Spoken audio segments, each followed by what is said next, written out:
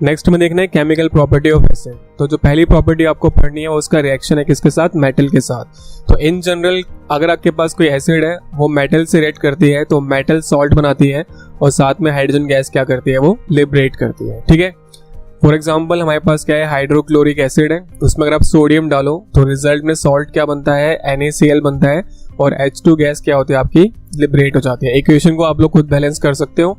Next अगर आपके पास ethanoic acid है, उसमें आप मैग्नीशियम डालोगे तो फिर से सॉल्ट बनता है विच इज CH3COO की होल ट्वाइस Mg और क्या बाहर हो जाता है, यहाँ पे भी H2 गैस आपकी बाहर लिबरेट हो जाती है। ठीक है, अभी आपको बनाना कैसे होता है, जो भी मेटल सॉल्ट हम बनाते हैं वो किस तरीके से बनाते हैं। आपको ये करना है, हाइड्रोजन के साथ जो भी कुछ लगा उसको पहले आप अलग कर लो, उसको किसके साथ अटैच कर दो, मेटल के साथ अटैच कर दो। ठीक है, अब सोडियम पे +1 होता है, Cl पे -1 होता है, वैलेंसीज को क्रॉस करोगे तो क्या बन जाएगा, NaCl और आपका हाइड्रोजन क्या हो जाएगा, बाहर हो जाएगा।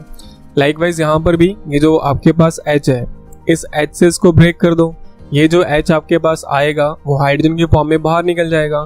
तो आपको ये जो पार्ट मिला है इस पे होता है -1 और Mg पे कितना होता है, +2। वैलेंसीज क्रॉस करेंगे तो इस पूरे पार्ट को कितना मिलेगा, 2 और Mg को कितना मिलेगा, 1। क्लियर है।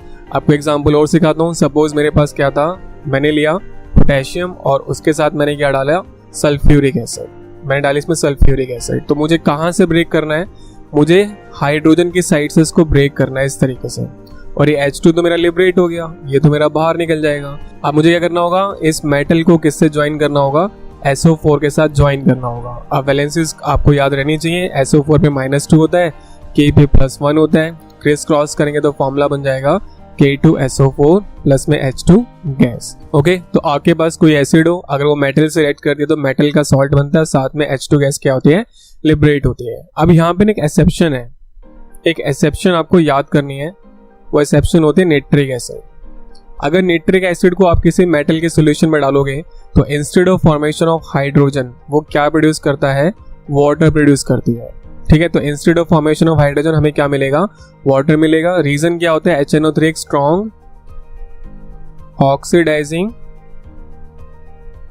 एजेंट होती है, एक स्ट्रॉन्ग ऑक्सीडाइजिंग एजेंट होती है। तो जो हाइड्रोजन हमारे रिएक्शन में प्रोड्यूस होता है ये उसको ऑक्सीडाइज करके किस में कन्वर्ट कर देती है, वाटर में कन्वर्ट कर देती है। ठीक है, तो ये एक्सेप्शन आपको याद रखनी है HNO3 वाली।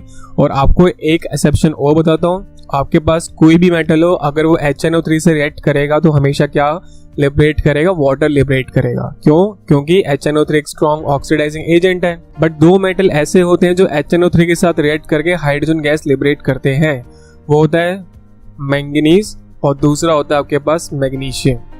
मैंगनीज एंड मैग्नीशियम, अगर आप मैंगनीज या मैग्नीशियम को HNO3 के साथ रिएक्ट करवाओगे तो उनके रिस्पेक्टिव सॉल्ट बन जाएंगे और साथ में क्या लिबरेट होती है, हाइड्रोजन गैस लिबरेट होती है। मेटल नॉन मेटल चैप्टर में इसका फुल डिस्क्रिप्शन आता है तो उसको वहीं पे टच करेंगे। तो अभी फिलहाल के लिए कोई एसिड है आपके पास, मेटल में इसको डालेंगे तो मेटल का सॉल्ट बनेगा, साथ में क्या लिबरेट हो जाएगी, H2 गैस लिबरेट हो जाती है। नेक्स्ट रिएक्शन है एसिड का मेटल कार्बोनेट के साथ या बाई कार्बोनेट के साथ। रिएक्शन का ब्लूप्रिंट क्या होता है, चाहे मेटल कार्बोनेट लो चाहे बाई कार्बोनेट लो, उसमें आप एसिड डालते हो तो मेटल का सॉल्ट बनता है, CO2 गैस प्रोड्यूस होती है एंड वाटर हमारे पास प्रोड्यूस हो जाता है। ठीक है, तो अगर मैं फर्स्ट वाली इक्वेशन उठाऊं विच इज Na2CO3 प्लस में HCl। अब आपको सॉल्ट कैसे बनाना है, पूरी इक्वेशन कैसे बनानी है, तो हमें पता है कि जो आपके पास ये HCl है हमेशा इसको अपना ऐसे ब्रेक करोगे, H अलग करना है, Cl अलग करना है आपको। और जो आपके पास चाहे कार्बोनेट हो या बाई कार्बोनेट हो उसमें मेटल को छोड़ के बाकी सब कुछ अलग कर दो। तो हमें पता है सोडियम हमारा मेटल, तो सोडियम के अलावा जो भी कुछ बचता है उसको आप अलग कर दो। ना ये जो मेटल है विच इज पॉजिटिवली चार्ज, इस पे +1 होता है, उसका कॉम्बिनेशन कर दो Cl के साथ जो -1 होता है, दोनों कंबाइन करेंगे तो क्या बन जाएगा, NaCl बन जाएगा। क्लियर है। ये जो आपके पास H है इसको आप H2O बना के लिख दो और ये जो CO3 है इसको आप CO2 बना के लिख दो। ठीक है, तो अगर आप NaHCO3 लेते हैं और उसमें आप सपोज डालते हैं H2SO4, लेट सपोज उसमें डाला हमने H2SO4, तो ब्रेक कैसे करना है, यहाँ से इसको ऐसे ब्रेक कर देंगे, SO4 अलग हो जाएगा, उस पर -2 होता है, H पे फिर से +1 होता है। अब ये आपका मेटल है तो इसको यहाँ से ब्रेक कर देंगे तो ये HCO3 अलग हो जाएगा, इस पे -1 होता है और सोडियम पे कितना होता है, +1। फिर से सोडियम का कॉम्बिनेशन SO4 के साथ करेंगे तो सोडियम पे +1 है, SO4 पे -2 है, वैलेंसीज क्रॉस करेंगे तो क्या बन जाएगा, Na2SO4 और उसके पीछे आप क्या लिख देना H2 और CO2। ठीक है, तो अगर हम यहाँ देखें Na2CO3 था, उसमें आपने HCl डाला तो रिजल्ट क्या आएगा, NaCl बन जाएगा, साथ में H2O फॉर्म हो जाएगी, साथ में CO2 फॉर्म हो जाएगा। यहाँ पर भी सेम वही है, यहाँ भी क्या बन जाएगा, NaCl बन जाएगा, H2O लिबरेट हो जाएगी और CO2 गैस आपकी लिबरेट हो जाएगी। क्लियर है। इक्वेशन को बैलेंस आप लोग खुद कर लेना, इक्वेशन बैलेंसिंग बहुत सिंपल होती है। तो ये दो रिएक्शंस आपको पढ़ने होते हैं एसिड के। नेक्स्ट में देखना है न्यूट्रलाइजेशन रिएक्शन कौन सा रिएक्शन होता है। So the reaction in which an acid combines with a base. जब एक एसिड किसी बेस से कंबाइन होती है to produce salt and water is termed as neutralization reaction. That means जब भी कोई एसिड किसी बेस से कंबाइन करती है तो रिजल्ट में वो सॉल्ट प्रोड्यूस होता है और वाटर प्रोड्यूस होता है, तो उस रिएक्शन का नाम क्या होता है, न्यूट्रलाइजेशन रिएक्शन होता है। ठीक है, अभी जो सॉल्ट यहाँ प्रोड्यूस होता है, इस सॉल्ट पे मल्टीपल क्वेश्चंस आते हैं, तो हम सॉल्ट को डिस्कस करने वाले हैं कि सॉल्ट क्या होता है और किस कैटेगरीज में आता है। तो फर्स्ट ऑफ ऑल सॉल्ट क्या है, तो सॉल्ट एक बाई प्रोडक्ट है किस रिएक्शन का, न्यूट्रलाइजेशन रिएक्शन का। जब हमने न्यूट्रलाइजेशन रिएक्शन किया तो उसमें आपको एक जो प्रोडक्ट मिला है वही हमारे पास सॉल्ट है। और सॉल्ट के तीन नेचर होते हैं, सॉल्ट आपका एसिडिक भी हो सकता है, बेसिक भी हो सकता है, या सॉल्ट हमारे पास न्यूट्रल भी हो सकता है। तो कब वो एसिडिक बनेगा, कब बेसिक बनेगा, कब न्यूट्रल बनेगा, वही हमें देखना है। और मैं आपको एक सिंपल ट्रिक से सिखा दूंगा कब सॉल्ट एसिडिक है, कब बेसिक है, कब न्यूट्रल है। तो अगर हमने एक स्ट्रॉन्ग एसिड ली, उसमें एक स्ट्रॉन्ग बेस मिलाया, तो सॉल्ट हमें कैसा मिलेगा, हमें वो चेक करना है। तो फॉर एग्जाम्पल जो स्ट्रॉन्ग एसिड हमारे पास है वो है H2SO4 और स्ट्रॉन्ग बेस हमारे पास है सोडियम हाइड्रोक्साइड। ठीक है, अब पहले इसका सॉल्ट बना लेते हैं। तो सॉल्ट कैसे बनाना होता है, अगेन Na वाले पार्ट को अलग करो, OH वाले पार्ट को अलग करो। दैट मीन्स इस पे +1 है, इस पे -1 है। लाइकवाइज H2SO4 को ऐसे ब्रेक करो, H वाला पार्ट अलग कर दो और SO4 वाला पार्ट अलग कर दो। क्लियर है यहाँ तक। अब आपको क्या करना है, ये जो SO4 है और ये जो Na है, इसको आपस में ज्वाइन करके लिख देना है।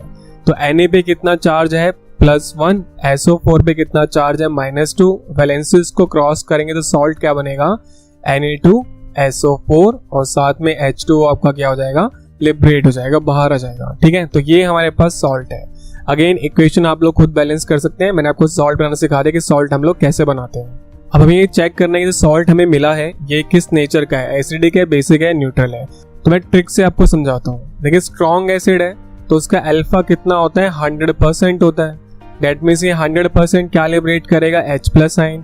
लाइकवाइज जो स्ट्रॉन्ग बेस है उसका अल्फा भी 100% होता है, तो वो क्या लिबरेट करेगा, 100% OH नेगेटिव आयन। तो जब 100% H+ आयन 100% OH नेगेटिव से कंबाइन होंगे तो क्या फॉर्म कर लेंगे, वाटर फॉर्म कर लेंगे। अब क्या हमारे सॉल्यूशन में कोई H+ बचा या क्या हमारे सॉल्यूशन में कोई OH नेगेटिव बचा, नहीं, क्योंकि एग्जैक्टली 100% H+ आयन किससे कंबाइन हो गए, एग्जैक्ट 100% OH नेगेटिव से कंबाइन हो गए। तो क्योंकि हमारे पास ना H+ बचा ना OH नेगेटिव बचा, तो इसलिए सॉल्ट किस नेचर का हो जाएगा, न्यूट्रल नेचर का हो जाएगा। ठीक है, नेक्स्ट हमारे पास है स्ट्रॉन्ग एसिड ले ली और साथ में हमने वीक बेस लिया। तो स्ट्रॉन्ग एसिड फिर से हमने क्या ले ली, H2SO4 ले ली और वीक बेस हमने ले लिया NH4OH which is sodium hydroxide. तो आपने क्या करना है, OH वाले पार्ट को ऐसे ब्रेक कर देना है और H2SO4 वाले पार्ट को ऐसे ब्रेक कर देना है। जो तो आपको कब से सिखा ही रहा हूँ कि OH आप अलग कर दो, यहाँ से H अलग कर दो। तो OH पे -1 होता है, H पे +1 होता है, NH4 पे +1 होता है, SO4 पे -2 होता है। इन दोनों को आपने क्लब करना है, इन दोनों को आपने ज्वाइन कर देना है। जब इनको आप ज्वाइन करोगे वैलेंसीज को क्रॉस करके, तो सॉल्ट कौन सा मिलेगा, NH4 की whole twice SO4 ammonium sulphate, ये हमारा सॉल्ट हो जाएगा और साथ में H2O क्या हो जाएगा, लिबरेट हो जाएगा। अब हमें ये चेक करना है कि जो सॉल्ट हमें मिला है वो एसिडिक है, बेसिक है या न्यूट्रल है। तो H2SO4 कैसी एसिड होती है, स्ट्रॉन्ग एसिड होती है। तो इसका अल्फा कितना होता है, 100%, मतलब ये 100% क्या प्रोड्यूस करेगा, H+ आयन। और वीक बेस का अल्फा कभी 100% नहीं होता, तो सपोज करते हैं उसने कितने OH नेगेटिव प्रोड्यूस कर दिए, 20% प्रोड्यूस कर दिए, लेट्स सपोज। ठीक है, 100 तो वो कभी कर ही नहीं सकता, क्योंकि अगर 100 कर देगा तो वो स्ट्रॉन्ग हो जाएगा, बट हमने क्या लिया है, वीक लिया है। तो यहाँ पे 100% H+ है, यहाँ 20% OH नेगेटिव है। तो जब इन दोनों को हम क्लब करेंगे, दोनों को ज्वाइन करेंगे, तो हमें साफ साफ दिख रहा है 80% H+ आयन अभी भी क्या होगा, लेफ्ट ओवर होगा। 80% H प्लस आयन कंबाइन नहीं कर पाएगा, क्योंकि 100 का 20% कंबाइन करेगा 20% OH नेगेटिव के साथ। तो H प्लस आयन का 80% बच गया। तो क्योंकि अब H plus ion left over है, तो सॉल्ट किस नेचर का है? एसिडिक नेचर का है। और थर्ड है वीक एसिड ली, स्ट्रॉन्ग बेस लिया। तो वीक एसिड का एग्जांपल सपोज हम ले ली carbonic acid which is H2CO3, और एक स्ट्रॉन्ग बेस ले लिया हमने जो कौन होता है? NaOH होता है। ठीक है, फिर से पहले सॉल्ट बना लेते हैं। इसको यहाँ से ब्रेक कर देंगे, इसको हम यहाँ से ब्रेक कर देंगे। CO3 पे -2 होता है, H पे +1 होता है, Na पे +1 होता है, OH पे -1 होता है। ज्वाइन कर देंगे, CO3 को ज्वाइन करेंगे Na के साथ, वैलेंसीज क्रॉस करेंगे तो फॉर्मूला बन जाएगा Na2CO3। ये हमारा सॉल्ट है, और साथ में H2 क्या होगी? लिबरेट हो जाएगी। ठीक है, वाटर आपका बाहर हो जाएगा। जो H2CO3 है वो एक वीक एसिड है। ठीक है, तो वीक एसिड कभी भी 100% डिसोशिएट नहीं होती। तो लेट अस सपोज इसने भी कितने % H प्लस आयन निकाले हैं? 20% H प्लस आयन निकाले हैं। और जो NaOH है वो एक स्ट्रॉन्ग बेस है। तो स्ट्रॉन्ग बेस कितने आयंस निकालेगा? OH नेगेटिव के 100% OH नेगेटिव निकालेगा। तो अब हम साफ साफ देख सकते हैं कौन लेफ्ट ओवर बचेगा। हमारे पास जो लेफ्ट ओवर होगा वो होगा 80% OH नेगेटिव। तो क्योंकि OH नेगेटिव बच गया, तो ये जो Na2CO3 बना है सॉल्ट, वो किस नेचर का सॉल्ट होगा? बेसिक नेचर का सॉल्ट होगा। क्लियर है? सो ऐसे हम लोग आइडेंटिफाई कर सकते हैं कि सॉल्ट का नेचर क्या होगा, एसिडिक, बेसिक या न्यूट्रल। एक और पॉसिबिलिटी हो सकती है, अगर आप वीक एसिड ले लो और वीक बेस ले लो, बट वो पॉसिबिलिटी आपको नहीं पढ़नी है। आपको सिर्फ 3 पॉसिबिलिटीज पढ़नी होती हैं। एक बार आप क्या ले सकते हैं? स्ट्रॉन्ग एसिड, तो उसके साथ स्ट्रॉन्ग बेस, फिर से स्ट्रॉन्ग एसिड, उसके साथ आप वीक बेस ले लो, और एक बार वीक एसिड ले लो, उसके साथ आप क्या ले लो? स्ट्रॉन्ग बेस ले लो। तो इन शॉर्ट जो भी चीज आपकी स्ट्रॉन्ग होती है वही नेचर किसका होता है? हमारे सॉल्ट का होता है। तो यहाँ पे दोनों स्ट्रॉन्ग थे, तो इसलिए दोनों का इफेक्ट क्या हो गया? नलीफाई। तो रिजल्ट आ गया न्यूट्रल। सेकंड वाले केस में एसिड स्ट्रॉन्ग थी, तो जो सॉल्ट बनेगा वो एसिडिक बन जाएगा। थर्ड वाले केस में बेस स्ट्रॉन्ग था, तो सॉल्ट आपको मिलेगा किस नेचर का मिलेगा? बेसिक नेचर का मिलेगा। ठीक है, now how can we identify कि जो एसिड हमें गिवन है या जो बेस हमें गिवन है उसका नेचर क्या है, वो स्ट्रॉन्ग है या वीक है? ठीक है, इतना सब कुछ हम याद कर नहीं सकते, तो उसके लिए एक सिंपल सी ट्रिक होती है। अगर आपको गिवन है HCl, H2SO4 और HNO3, तो हमेशा ये कौन से एसिड है? स्ट्रॉन्ग। इसके अलावा आपको कोई भी एसिड दे रखी हो, कोई भी, सपोज आपको उसने कार्बोनिक एसिड बोल दिया, हाइड्रोजन साइनाइड बोल दिया, इथेनोइक एसिड बोल दिया, कोई भी और एसिड बोलेगा अपार्ट फ्रॉम दीज 3, वो हमेशा कैसे एसिड्स होते हैं? वीक एसिड होते हैं। लाइकवाइज अगर आपको स्ट्रॉन्ग बेस को आइडेंटिफाई करना है, तो आपको होगा गिवन NaOH, KOH, MgOH की whole twice and calcium hydroxide, sodium hydroxide, potassium hydroxide, magnesium hydroxide and calcium hydroxide. ये 4 अगर आपको गिवन होंगे तो हमेशा वो स्ट्रॉन्ग बेस की कैटेगरी में डालना। इसके अलावा कुछ भी गिवन हो उसको आप किस में डाल देना? वीक बेस की कैटेगरी में डाल देना। नाउ एक क्वेश्चन वर्कआउट करते हैं कि हमें कह रहा है कि हमारे पास एक सॉल्ट है NH4Cl। आपको बताना है जिस एसिड से इसको बनाया है, जिस बेस से ये बना है, और इसका नेचर क्या है, वो सब आपने बताना है। कौन सी एसिड लगी होगी इसको बनाने के लिए, कौन सा बेस लगा होगा, उसका नेचर क्या है, आपको वो बताना है। ऐसे क्वेश्चन काफ़ी फेमस क्वेश्चन होते हैं, सॉल्व करना काफ़ी ईजी होता है। तो सबसे पहले आप सॉल्ट को देखो, तो ये आपके पास है NH4Cl, ये हमारे पास सॉल्ट है। तो आप क्या करना, आपको फर्स्ट ऑफ ऑल ये तो पता होना चाहिए कौन कैटायन है कौन एनायन है। तो NH4 पॉजिटिव कैटायन होता है, Cl नेगेटिव एनायन होता है। तो उसको ना यहाँ से ऐसे ब्रेक कर दो, कैटायन एनायन को आप अलग अलग कर दो। क्लियर है? अब जो नेगेटिव वाला पार्ट है, मतलब ये जो हमारे पास एनायन है, इसको आप दोगे H+, और जो हमारे पास कैटायन है, जो पॉजिटिवली चार्ज है वो कैटायन है, इसको आप दोगे OH-। अब इनको ज्वाइन कर दो, तो ये क्या बन जाएगा? दिस विल बी NH4OH, और ये क्या बन जाएगा? HCl। तो ये जो NH4OH वो कैसा बेस है? वो एक वीक बेस है। तो हमने लिया है एक वीक बेस, HCl एक स्ट्रॉन्ग एसिड होते हैं। तो अगर वीक बेस और स्ट्रॉन्ग एसिड का कॉम्बिनेशन करते हैं तो सॉल्ट किस नेचर का हो जाता है? Salt will be of acidic nature. Salt हमारा एसिडिक नेचर का हो जाएगा।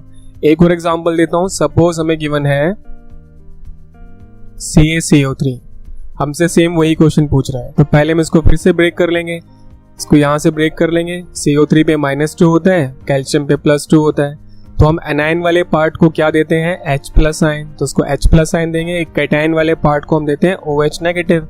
तो इसको आप ज्वाइन करेंगे तो ये बन जाएगा कैल्शियम हाइड्रोक्साइड वैलेंसेस को क्रॉस करके, और ये हमें क्या मिल जाएगी, carbonic acid which is H2CO3। Valences को क्रिस क्रॉस करना तो हमने 9th में सीखा ही होता है। अब चेक कर लेंगे कौन स्ट्रॉन्ग है कौन वीक है। तो कैल्शियम हाइड्रोक्साइड हमने स्ट्रॉन्ग बेस की कैटेगरी में डाला है, तो एक स्ट्रॉन्ग बेस है। कार्बोनिक एसिड एक वीक एसिड होती है। तो ये जो सॉल्ट हमें गिवन था वो किस नेचर का हो जाएगा, बेसिक नेचर का हो जाएगा। ये उसके रिस्पेक्टिव बेस है और रिस्पेक्टिव उसकी एसिड है। क्लियर है? तो ऐसे हम लोग सॉल्ट के क्वेश्चंस को हैंडल करते हैं। नेक्स्ट हमारे पास है एप्लीकेशंस ऑफ पीएच, और ये सबसे इंपॉर्टेंट टॉपिक है। फर्स्ट टॉपिक हमें पढ़ना है पीएच इन स्टमक। तो हमारे स्टमक में होती है गैस्ट्रिक ग्लैंड। कहाँ पर होती है, स्टमक की वॉल में होती है, जो क्या प्रोड्यूस करती है, HCl प्रोड्यूस करती है। इस HCl का जो पीएच होता है वो 1 से 2 के बीच में लाई करता है, और इसका काम क्या होता है, प्रोटीन के ब्रेकडाउन में हेल्प करना और माइक्रोब्स को किल करने का। ठीक है, सो HCl is produced by gastric gland which is present in our stomach's wall. The HCl has a pH ranging between 1 and 2. This helps in the protein breakdown and killing microbes. But कभी कभी क्या होता है, इसका amount certain limit से क्या होता है, ज़्यादा हो जाता है, तो हमारे स्टमक में पेन और इरिटेशन होती है। इस कंडीशन का नाम क्या होता है, एसिडिटी होता है। But when amount of acid goes beyond certain limit, pain and irritations are created in this stomach. हमारे स्टमक में पेन होता है, इरिटेशन होती है हम लोगों को बहुत। क्यों? क्योंकि एसिड का अमाउंट नॉर्मल अमाउंट से क्या हो गया, ज्यादा हो गया। ठीक है, और इस कंडीशन का नाम क्या रखा गया है, एसिडिटी रखा गया है। तो सिंपल सा सोल्यूशन है, आपके स्टमक में क्या हो गया, एसिड का अमाउंट ज्यादा हो गया है, तो उस एक्स्ट्रा एसिड को आप क्या कर दो, न्यूट्रलाइज कर दो। कैसे न्यूट्रलाइज करोगे, एक बेस की हेल्प से। तो हम लोग क्या करते हैं, to neutralize the extra HCl a mild base is used. These mild bases are known as antacids. और आपसे कोई पूछेगी what is antacids, तो antacids are those drugs which are used to treat acidity. Acidity को treat करने के लिए जो drug use करते हैं उनको हम क्या बोलते हैं, एंटासिड कहते हैं। आपने बहुत एग्जांपल सुने होंगे, लाइक जो गैसोफास्ट होता है, इनो वगैरह होते हैं, बट आपको यहाँ पे एग्जांपल है वो नहीं लिखना, आपको मिल्क ऑफ मैग्नीशिया लिखना एग्जांपल में। मिल्क ऑफ मैग्नीशिया एक माइल्ड बेस होता है जो हमारे स्टमक में एक्स्ट्रा HCl होती है, वो उसके साथ कांटेक्ट में आता है और उसको क्या कर देता है, न्यूट्रलाइज कर देता है, जिसकी वजह से हमारी बॉडी के अंदर एसिड का अमाउंट फिर से क्या होता है, नॉर्मल लिमिट्स में रिटर्न हो जाता है। ठीक है, सेकेंड है हमारे पास टूथ डिके।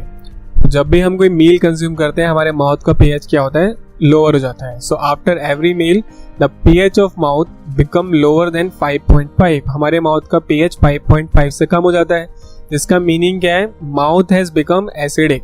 जो आपका माउथ है वो एसिडिक फॉर्म में कन्वर्ट हो गया। So this acidic environment start to degrade the tooth enamel. जो हमारी टूथ की इनेमल होती है उसको डिग्रेड करता है। क्यों?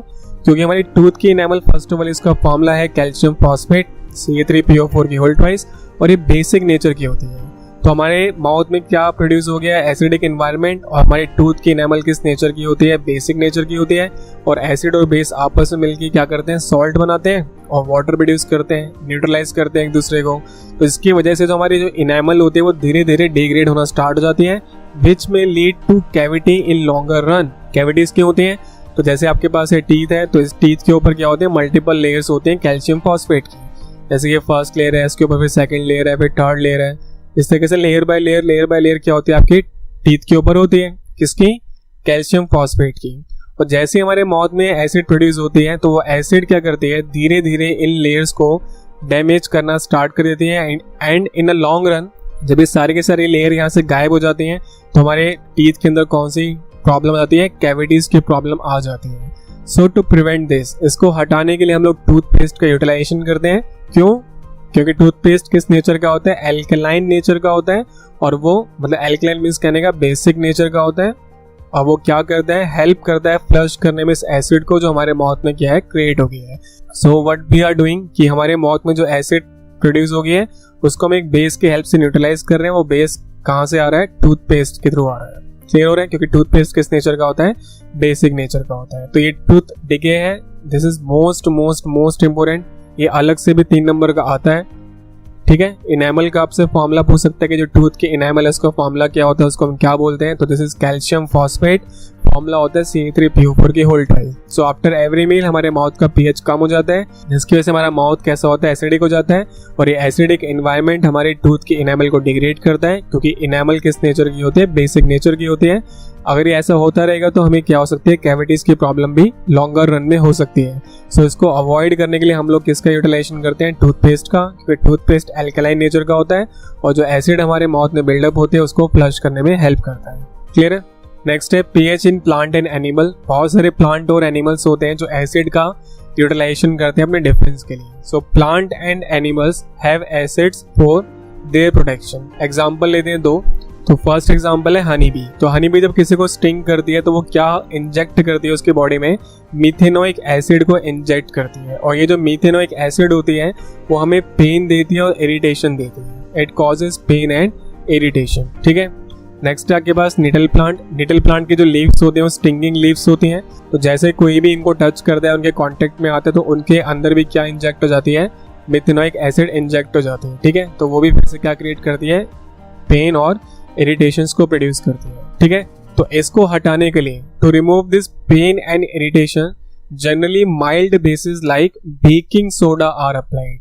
हम बेकिंग सोडा को अप्लाई करते हैं क्योंकि बेकिंग सोडा किस नेचर का होता है, माइल्ड नेचर का होता है और हमें हेल्प करता है इस प्रॉब्लम को ट्रीट करने में। ठीक है। तो बहुत सिंपल सा है प्लांट में और एनिमल में। एनिमल का एग्जांपल है हनी बी, उसके स्टिंग में होते हैं मीथेनोइक एसिड। प्लांट का एग्जांपल है निटल प्लांट, उसकी लीफ स्टिंगिंग होती है जो क्या कैरी कर रही होती है, मीथेनोइक एसिड।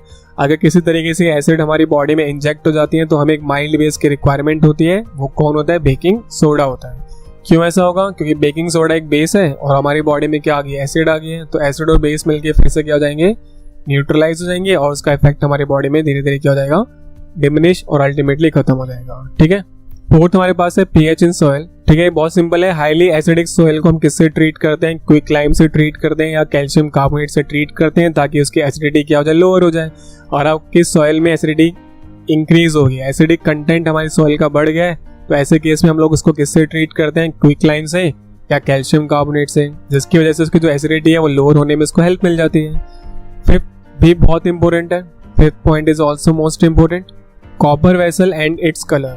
जो कॉपर वेसल होते हैं वो क्या होती है, आफ्टर सम टाइम टार्निश्ड हो जाती है क्योंकि उसके ऊपर एक बेसिक कॉपर कार्बोनेट की लेयर बन जाती है। बेसिक कॉपर कार्बोनेट की लेयर बन जाती है, मोस्ट इंपोर्टेंट लेयर है, इसका नाम जरूर याद रखना है, बेसिक कॉपर कार्बोनेट के लिए। So copper vessel become tarnished after some time due to formation of basic copper carbonate layer on its surface. अब उस लेयर को आपको क्या करना है, क्लीन करना है। Now we have to clean this layer, so we clean it with lemon juice. इसको हम लेमन जूस से क्लीन करते हैं क्योंकि लेमन जूस एक एसिड कैरी कर रहा है जो सिट्रिक एसिड होती है, वो सिट्रिक एसिड रिएक्ट कर जाती है बेसिक लेयर के साथ और कॉपर वेसल क्या होती है आपकी, फिर से क्लीन हो जाती है। ठीक है। So copper vessel become tarnished after some time due to formation of basic copper carbonate layer on its surface, so we clean it with the help of lemon juice which contains citric acid which react with basic layer present on copper vessel and washes it away. Clear है। Next one is also most important, ये भी बहुत ही important question है। तो इसमें क्या होगा, milk and baking soda वाले केस में क्या है कि जो फ्रेश मिल्क होता है उसका पीएच क्या होता है, 6 होता है, मतलब स्लाइटली एसिडिक है। मैंने आपको कहा था ना 7 के जितना क्लोज होता है उतनी वीक होती है, 7 से जितना दूर होता है मतलब 0 की तरफ होता है उतनी स्ट्रॉन्गर एसिड होती है। तो इसका पीएच 6 है, इसलिए थोड़ा स्लाइटली क्या होता है, एसिडिक नेचर का होता है। Due to this milk start converting into curd and get spoiled, जिसकी वजह से जो मिल्क होता है वो कर्ड में कन्वर्ट होना स्टार्ट हो जाता है और वो क्या हो सकता है, स्पॉइल हो सकता है। So baking soda is added to fresh milk. तो हम फ्रेश मिल्क में क्या ऐड करते हैं, बेकिंग सोडा ऐड करते हैं, as now it will take longer time to set as curd, क्योंकि अब उसको ज्यादा टाइम लग जाएगा कर्ड बनने में। रीजन क्या है, क्योंकि हमारे मिल्क में क्या प्रेजेंट है, बैक्टीरिया प्रेजेंट है। ठीक है। Because bacteria which convert milk into curd do not work well in the presence of baking soda। वो बेकिंग सोडा के प्रेजेंस में अच्छे से वर्क नहीं कर सकते हैं। ठीक है। तो सिंपल टर्म्स में क्या है, आपके पास यहाँ मिल्क है, सपोज ए पॉइंट पे फ्रेश मिल्क है, उसको आपको कहाँ ले जाना है, बी पॉइंट तक लेके जाना है। ठीक है। और बी पॉइंट समझ लो आपका घर है, काफी दूर है, तो जब तक आप उसको अपने घर लेके जाओगे तब तक जो मिल्क में क्या प्रेजेंट है, बैक्टीरिया प्रेजेंट होते हैं, वो मिल्क को किस में कन्वर्ट करना स्टार्ट कर देते हैं, कर्ड में कन्वर्ट करना स्टार्ट कर देते हैं। मिल्क जो है खट्टा हो जाता है। तो एक बार मिल्क जो है कर्डलिंग प्रोसेस के थ्रू पास होना स्टार्ट हो जाता है तो मिल्क हमारा स्पॉइल हो जाता है। तो जो बैक्टीरिया है वो बैक्टीरिया कर रहे हैं उसका पीएच और लोअर कर रहे हैं, उसको वो एसिडिक साइड लेके जा रहे हैं, तभी तो वो कर्ड में कन्वर्ट हो रहा है। तो हम क्या करते हैं, हम बाहर से डालते हैं बेकिंग सोडा। वो बेकिंग सोडा क्या करता है, जो एसिड प्रोड्यूस होती है उस एसिड को न्यूट्रलाइज कर देता है, जिसकी वजह से जो आपका मिल्क होता है वो लॉन्गर टाइम लेता है फिर किसमें सेट होने में, कर्ड में सेट होने में, ठीक है।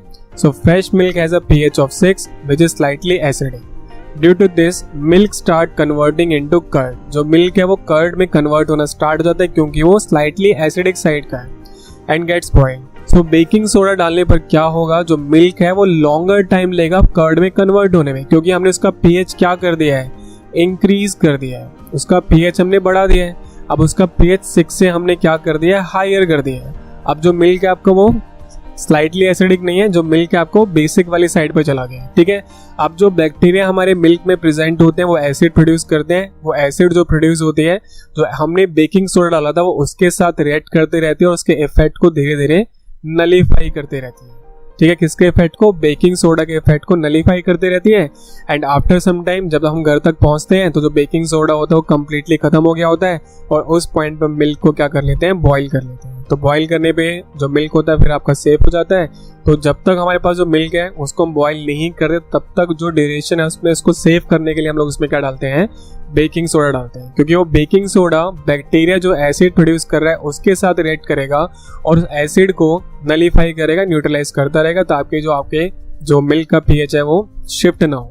क्लियर हो गया? So that's a wrap guys, and if you find this video helpful please subscribe to this channel. Thanks.